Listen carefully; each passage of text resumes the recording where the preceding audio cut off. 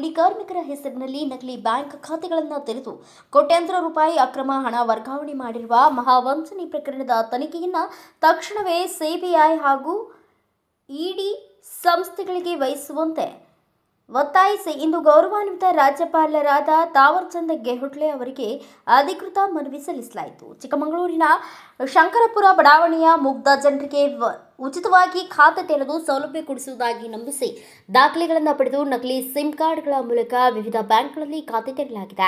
ಫಲಾನುಭವಿಗಳಿಗೆ ಯಾವುದೇ passbook, chequebook ಅಥವಾ ಎಟಿಎಂ ಕಾರ್ಡ್ ನೀಡದೆ ಕೋಟ್ಯಾಂತರ ರೂಪಾಯಿ ಅಕ್ರಮ ವಹಿವಾಟು ನಡೆಸಿರುವುದು ನಮ್ಮ ಚಿಕ್ಕಮಗಳೂರಿನಲ್ಲಿ ಬೆಳಕಿಗೆ ಬಂದಿದ್ದು, ಈ ವಂಚನೆ ಹಿಂದೆ ಬ್ಯಾಂಕ್ ಅಧಿಕಾರಿಗಳ ಶಾಮೀಲಾತಿ ಇರುವ ಶಂಕೆ ದಟ್ಟವಾಗಿದೆ.